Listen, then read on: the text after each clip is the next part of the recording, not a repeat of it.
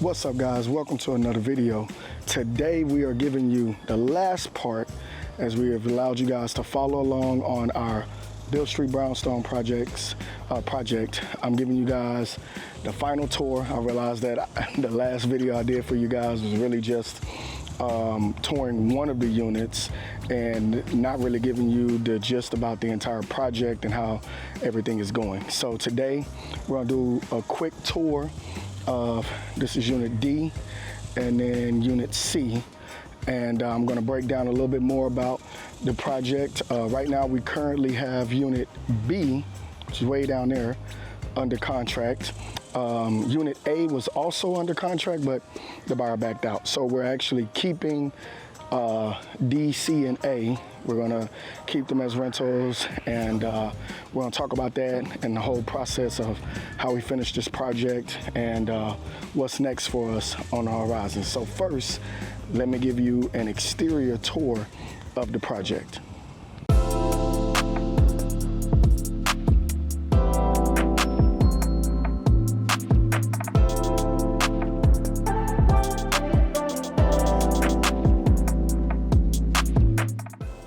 So there's a couple of views of all 4 units. So the back 3 units are all the same floor plan. They are just over 1,800 square feet. And the front unit, because the driveway kicks in because of stupid City of Houston rule, which they've since changed, praise the Lord for that one.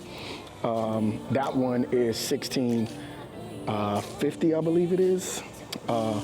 So the plan right now is that we are going to turn these into themed Airbnb units.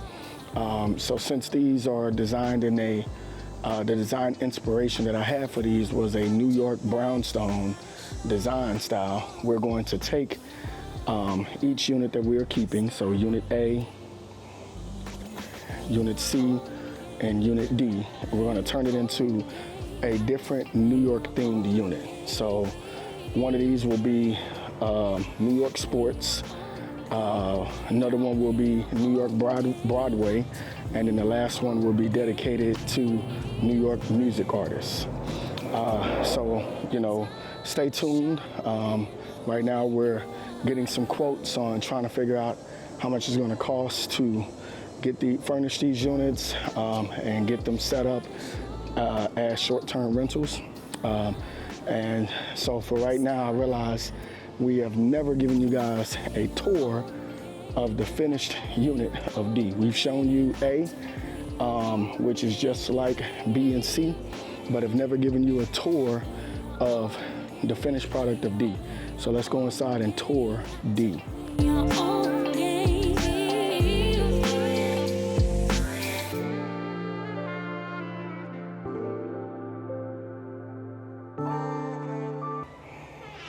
All right, so here's unit D.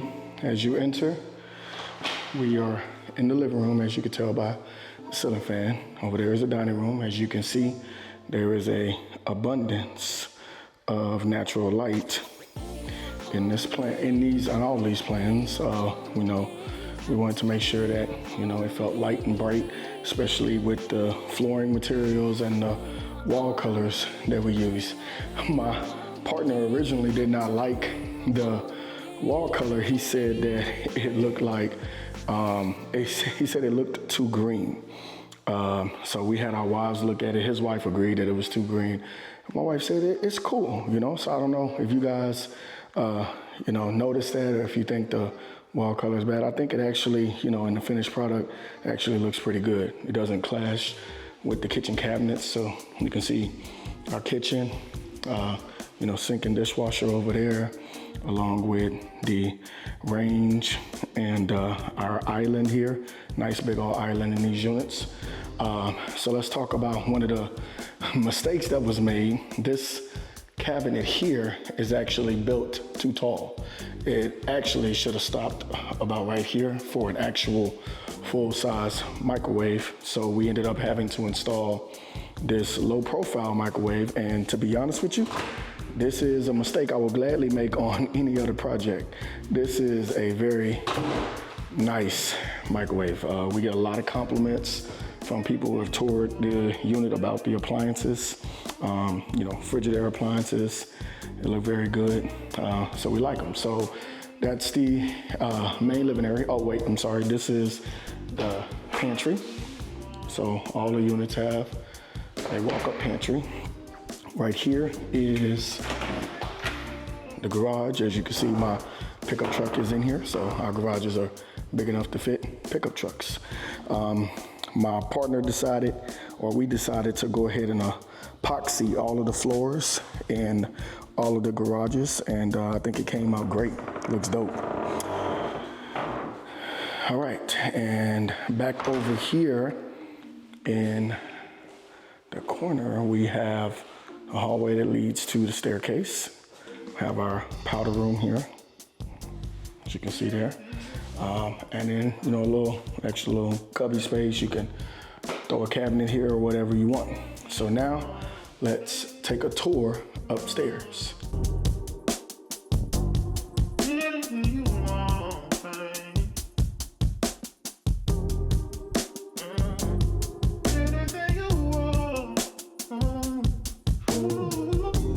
So one of the other small details that I love to include in our designs when possible, because sometimes these staircases are sitting on firewalls, so we can't put a window there.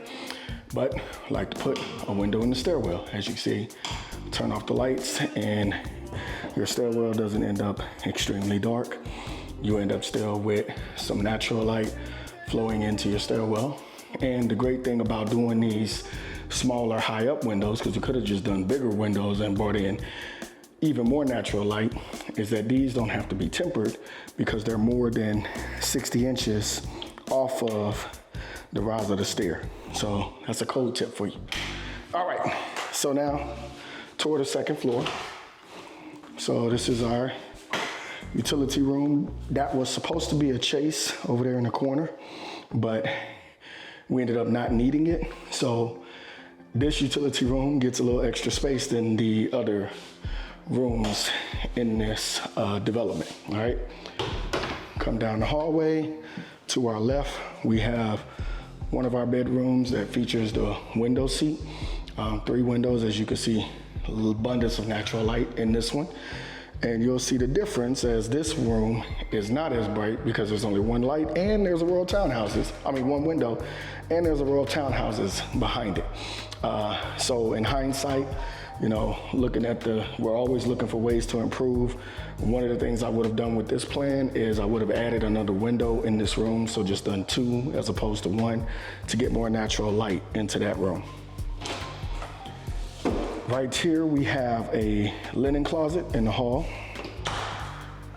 All right, and right here we have the hall bath. So this is their bath, has a pocket door. Now, I'll be 100% real with you guys. I am not a fan of pocket doors. I only use them where necessary. I do not like them. We actually had to get the contractors to fix this one after they installed it because the lock kept jamming and people kept getting trapped inside of the bathroom. Over time, these locking mechanisms can degrade and, you know, ends up making the door pretty useless. The other thing too is that because this is a pocket door, this cavity here cannot have anything in it. So you can't have any outlets.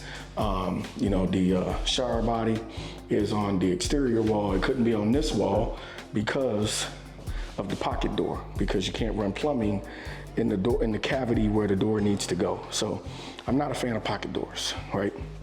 Now we enter the master. So this is the master closet, you know, natural light because it gets the windows.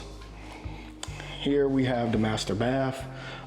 This plan actually, because it's laid out differently than the other 3 plans in this development, it actually gets the largest shower out of all of the units. So there we have the throne room. You got your double sinks. You got your freestanding tub to make sure you got your double sinks in the view. You got your double sinks, and you have your master shower. So pretty good size shower, as you can see. All right, now let us enter the master. So this one, as I said, is the smallest unit out of all three. This is the master. All of our masters, the ceilings pop up. So this one pops up to 10.6, just like the rest of them. And just as with the other ones and the theme of our development in these designs, you get a lot of natural light. So that is the tour of the front unit. And just to give you guys a refresher, we're gonna go tour also the C unit, which is the same plan as the rest of the units in the development.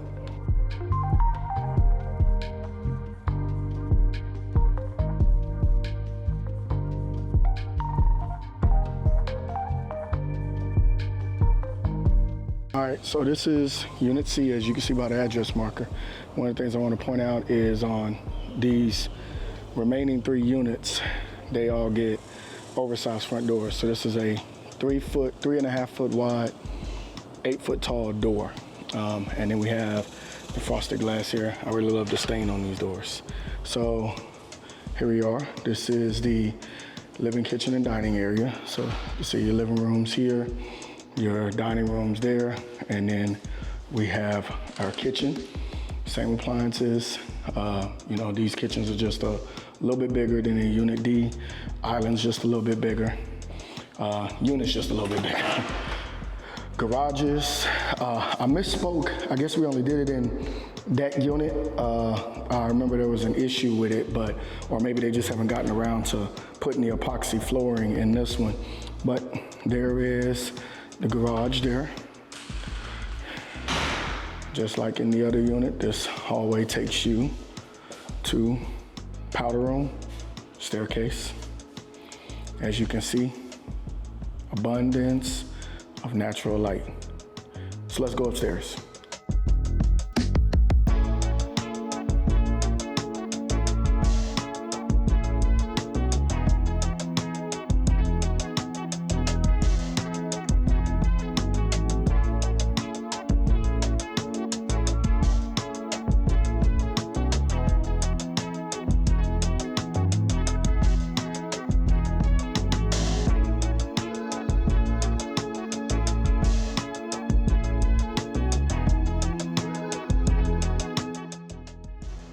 So as you enter the upstairs, have your walk-up utility room.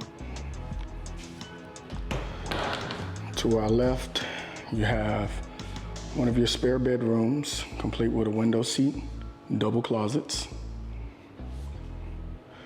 And then you have another bedroom, same size, no window seat, but double closets.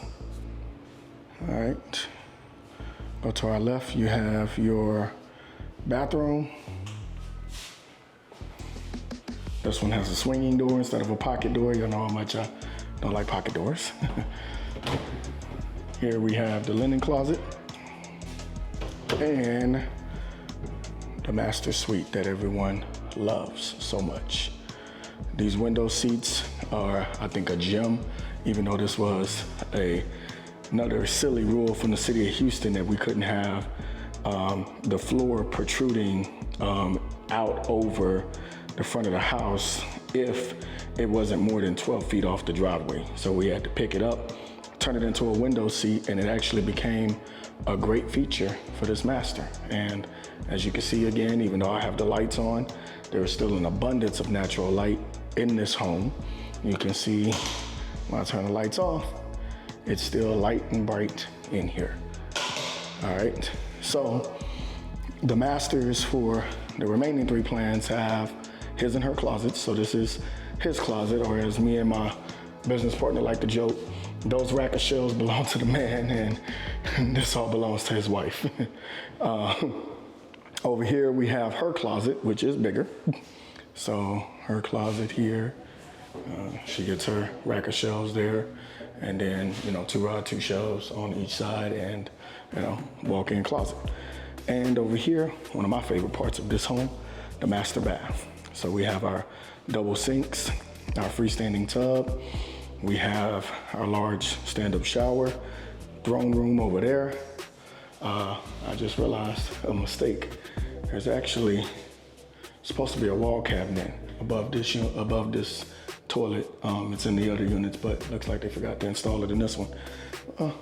We'll talk with them about that. So that is the tour of the Beall St Brownstones development.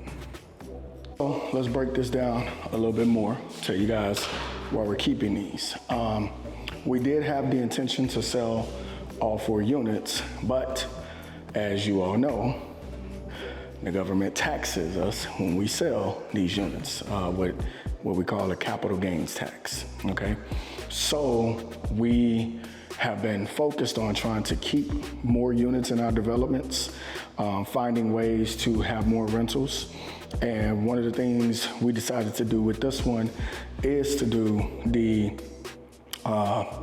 short-term rental route and go in with the themed units and create unique stays, since we have a themed development around, New York style brownstones.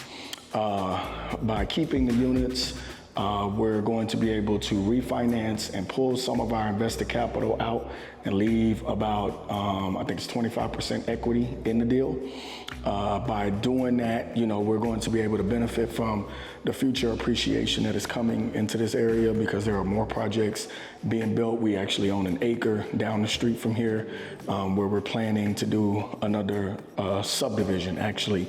We're trying to decide if we're going to stick with our plan to build 15 townhouses, or if we're going to change it and do 10 duplexes instead and get 20 rentable units, since we're going to do kind of the same method here, where we sell some of the units and we keep some of the units. Build to rent has a lot of great advantages. One of the greatest advantages is with taxes.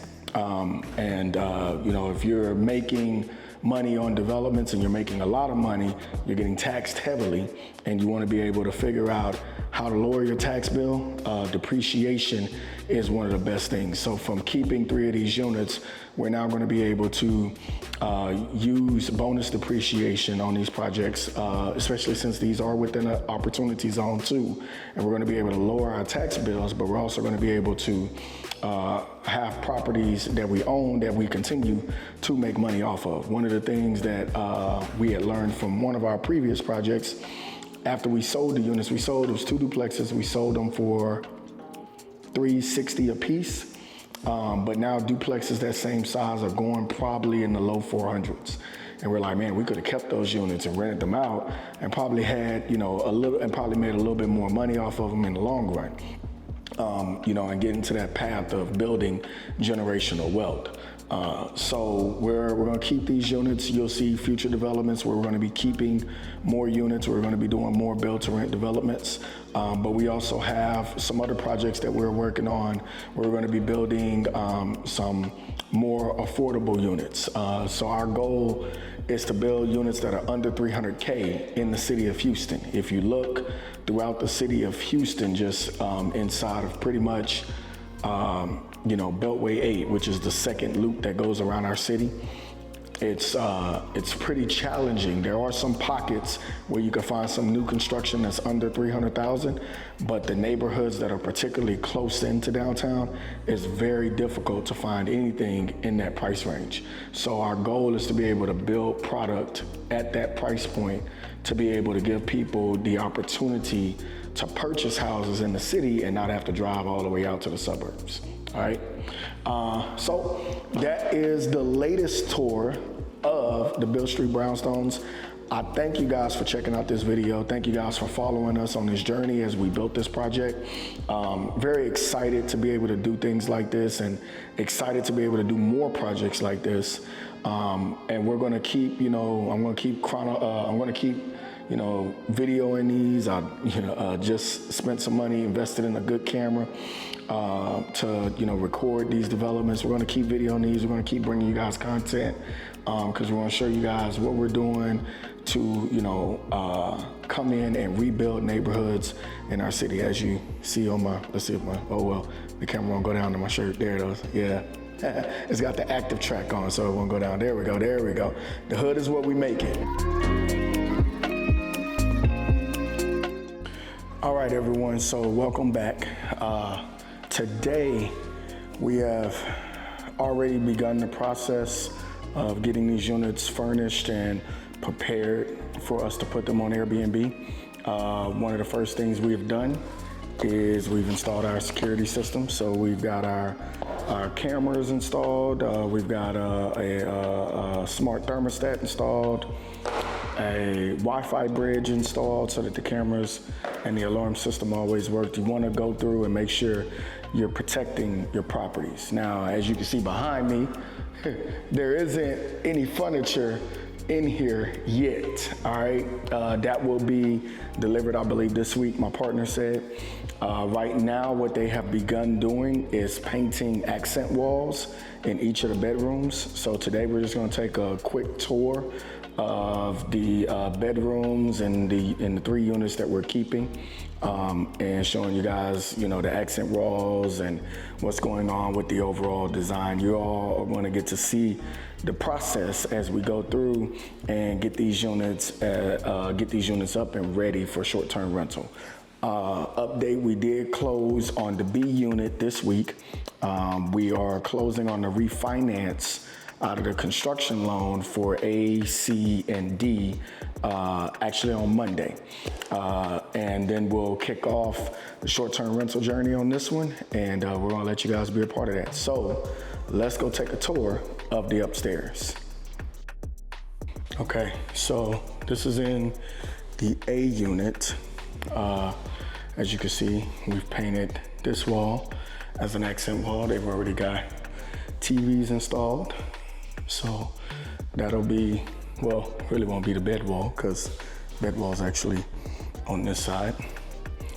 And then we have the other spare bedroom. So there's our accent wall there, TV on the wall. And then we go into the master bedroom in this unit. So we have our accent wall, have a TV there. They're already getting ready to install curtains, so you can see we got the curtain rods up. I actually got some blinds too. They put some blinds in there in the closet. But we've got that going so far for us, and we'll see. We'll give you continued progress. Let's go look at C and D and see what they've done in those units. All right, so remember I said we install smart thermostats. I kind of hit that kind of hard. You know, these are connected to the alarm system. So in the Vivint app, we're able to control the AC units when the units are not occupied. So it'll help us to be able to save money on heating and cooling bills, because when the units are vacant, we can control the AC unit directly from the same app that we use to control the security system. All right, so we're in unit C now. So the front bedroom in unit C, that's the accent wall that they have painted in the spare bedroom.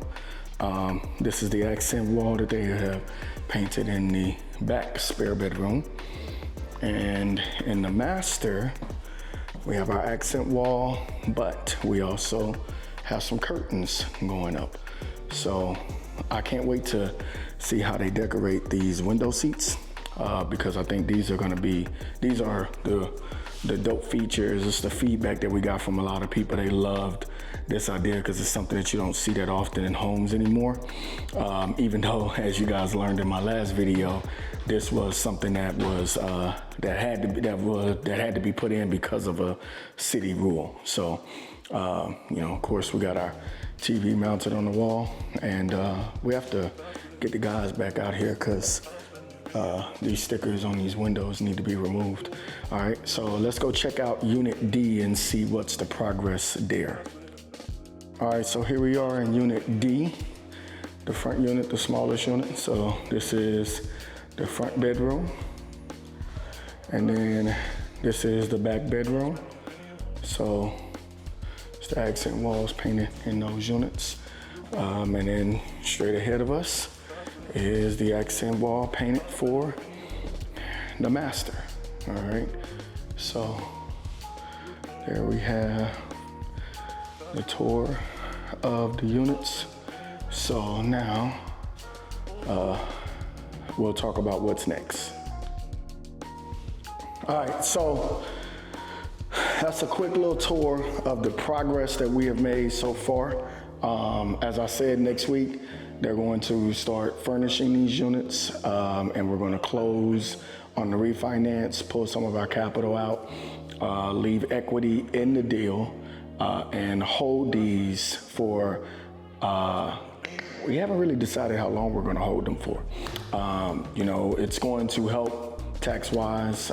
We both run, my business partner and I both run other businesses that do make a significant amount of money and have a significant tax liability. So that's one of the benefits of keeping properties. So I encourage any investor out there to look into keeping properties, all right? I know it's great to sell things, you get to post the stuff on social media about how you sold and you made X amount of money.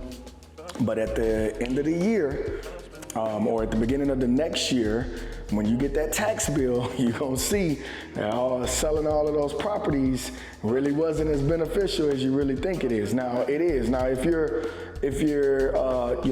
harvesting, meaning that you're trying to build up capital so that you can invest in larger projects. So let's just say you start off right and you come in and your goal is to get into multifamily, large multifamily, 100 plus units, right?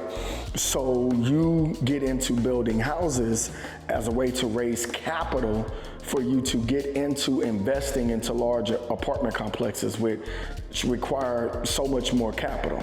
Then it makes sense, to sell and make sure that you're working with your CPA to plan out your tax strategy to deal with your taxes so that you can get to that multifamily gain, all right? It's the same thing when guys do things like wholesale or they flip. A lot of times wholesaling or flipping is a great way for you to harvest, raise capital for you to get into things like new construction or jump into commercial development, or maybe you want to use that money to start another business. My wife and I picked up our newborn from daycare yesterday and found out that the owner of the daycare owns 5 of those daycares. They're a franchise. And me and my wife were talking and I was like, man, babe, real talk, there isn't a daycare anywhere near our house. Like, we gotta drive all the way over here next to your job to take our daughter to daycare. Maybe we should look into franchising. So one of the things you could do is taking money from real estate and investing it into other businesses. So that's one of the things that you can do. So stay tuned. Subscribe if you haven't. Follow us on social media, Instagram, Pinterest. Visit our website, middlehousingdesign.com, to learn more about our business and what we are doing. We thank you for watching, and we hope that you will stay tuned as we continue to grow in this real estate development space. Peace.